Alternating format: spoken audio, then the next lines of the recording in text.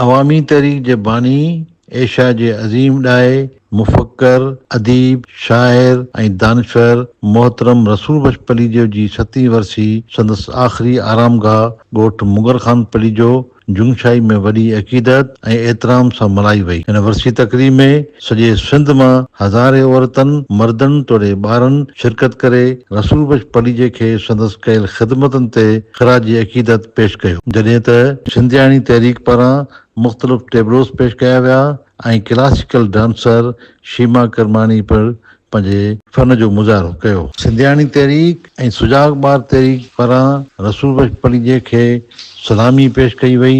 इन्हीअ मौक़े ते वॾे जलसे आम कंदे अवामी तहरीक जे मर्कज़ी सदर वसंत थरी चयो त सिंध ऐं मुल्क जे मज़लूम क़ौमनि अॼु कारपोरेट फार्मिंग मनसूबनि खे रद्द करे छॾियो आहे। कालाबाग डैम जियां मुल्की अवाम सिंधू दरिया ते डैमनि ऐं केनारनि खे दफ़न कंदो। नवनि डैमनि जो राग आलापींदड़ कायद अज़म मोहम्मद अली जिन्नाह जे पाकिस्तान जा दुश्मन आहिनि। मुल्क आलमी साम्राजी मालियाती इदारनि वटि यरगमाल आहे। हुक्मराननि कायद अज़म मोहम्मद अली जिन्नाह जे सेक्युलर ऐं जमहूरी पाकिस्तान जो चहिरो मसख़ करे छॾियो आहे। पाकिस्तान खे हिकु दफ़ो ॿीहर अफ़गान जंग वारी सूरताल तरफ़ धिकियो पियो वञे। हिन चयो त पीपल्स पार्टी सिंध में फिस्ताई राज क़ाइमु करे रखियो आहे। सिंध पुलिस स्टेट बणियल आहे। पीपल्स पार्टी जो दौरु हुकूमत तारीख़ जो बदतरीन दौरु आहे। पीपल्स पार्टी बिलावल भुट्टो ज़रदारी खे वज़ीर आज़म बनाइण लाइ सिंध जो सौदो कयो आहे। वसंत थरी चयो त सदर ज़रदारी सदारती कुर्सी एवज़ सिंध जो इंच विकिरो करे छॾियो आहे। कारूंजर खां वेंदे गोरख, गंज टकर, हालेजी, किंजर, खीरथर नेशनल पार्क ऐं ॿिया समूरा तारीख़ी माॻ विकिरो कया पिया वञनि। कारपोरेट फार्मिंग मनसूबनि जे आड़ में मुल्क जे मज़लूम क़ौमनि जा वसीला विकिरो कया पिया वञनि। गिलगित खां वेंदे सिंध ऐं बलूचिस्तान ऐं सराइकी में ग्रीन टूरिज़म ऐं ग्रीन पाकिस्तान जे नाले में कंपनी राज क़ाइमु कयो वियो आहे। हिन चयो त रसूल बख्श पलीजो जो फ़िकिर टीं दुनिया जे मज़लूम क़ौमनि लाइ निजात जो ज़रियो आहे। रसूल बख्श पलीजे पंहिंजे ॾाहप वसीले सिंधी समाज में वॾियूं तब्दीलियूं आंदियूं। रसूल बख्श पलीजे मुल्की तारीख़ में पहिरियों दफ़ो लॉन्ग मार्चनि जो बुनियादु विधो।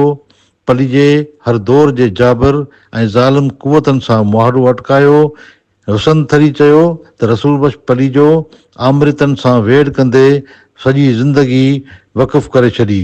रसूल बख्श पलीजो पाकिस्तान जी तारीख़ में अदलिया जी बहाली वारी तहरीक जी सरवाणी पिणु कई ऐं अहिड़ा माण्हू सदियुनि खां पोइ ॼमंदा आहिनि ऐं जेके सदियुनि ताईं यादि रखिया वेंदा आहिनि।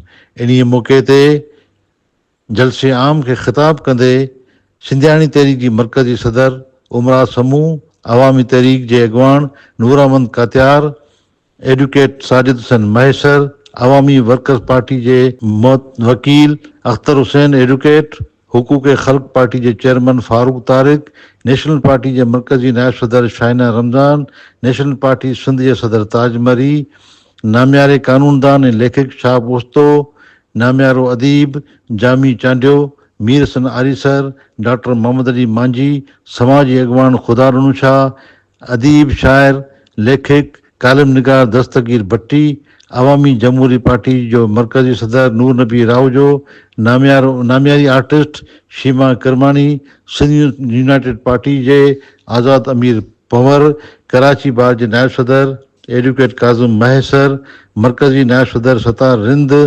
ॾाॾा अब्दुल कादिर रांटो, डॉक्टर रसूल बख्श खासखेड़ी, लाल जरवार, महानूर बलोच, नूर नबी पलीजो, कामरेड मुस्तफ़ा चांडियो, ख़ालिक गंदरो, कूंज लाशारी, सिंधी शागिर्द तहरीक जे मर्कज़ी सदर एडवोकेट नवीद अब्बास कलोड़ो, सुजाग ॿार तहरीक जे मर्कज़ी सदर फाज़िल खोसो, सिंधियाणी तहरीक जे मर्कज़ी जनरल सेक्रेटरी डॉक्टर मारवी सिंधू पिणु ख़िताब कयो, जॾहिं त कामरेड बख्शल थलो, इमदाद काज़ी ऐं ॿियनि पिणु तक़रीरूं कयूं। वरसी में रसूल बख्श पलीजे खे सिंधियाणी ग्रुप तरफ़ां सलामी पेश कई वई।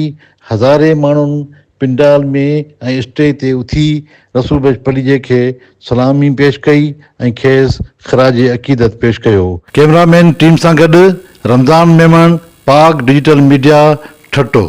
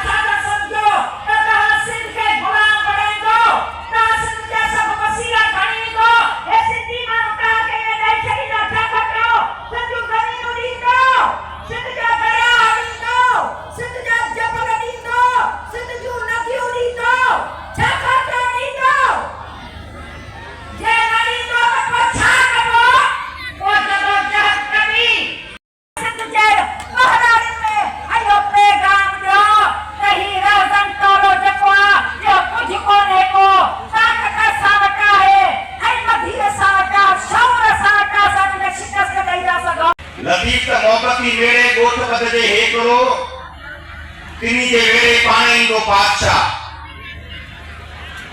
मोहब्बतन खे मेड़ण असल कम है, माण्हुनि खे गॾण असल कम है, राजन भागन खे गॾण असल कम है, माण्हुनि जी ॿधी करण असल कम है, सभिनी तबके जे माण्हुनि खे गॾे ऐं हिक करण ते घणी असल कम है, जंहिं ते पंहिंजो साहब सॼी ज़िंदगी वो कम कंदो रहे।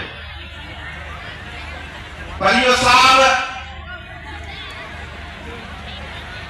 जो फिक्र ही समाज तब्दील की थे, असां जहिड़ा समाज, सिंध जा समाज, हिन पाकिस्तान जो समाज, हिन इलाइक़नि जा समाज, जिन समाज अंदर अंदरूनी जबर हुजे, अंदरूनी फुल हुजे, तबकाती समाज हुजनि ऐं क़ौमी जबर हुजे ऐं जंगल जे नाले का शहर हुजे ऐं सरमाएदारी समाज का हेठि असांजा निज़ाम हुजनि, अहिड़नि निज़ामनि अंदरि समाज तब्दील थी थिए, अहिड़ो कूड़ो कूड़ो मुतालो करे हिकिड़ो दुनिया जे लाइ साइंसी नुक़्ते नज़र तहत हिकिड़ो फिक्र ॾिनो। उहो फिक्र समाज जी तारीख़ में सरमाएदारी समाज का को सोशलिज्म ईंदो आहे। पलीअ साहब हिकिड़े अबूरी हिकिड़े राॼे जी ॻाल्हि कई त जिते सरमाएदारी न हुजे, जिते जागीरदारी हुजे ऐं उते जेके हिन क़िस्म जा सूरतहाल हुजनि, अंदरूनी फुलट ॿाहिरी फुलट ॿई हुजनि, त उन टाइम ते हिकिड़ो नओं समाज, क़ौमी अवामी जमहूरी समाज जो फिक्र सॼी दुनिया में कंहिं शख़्स ॾिनो आहे। पहिरीं उन शख़्स जो नालो आहे रसूल बख्श।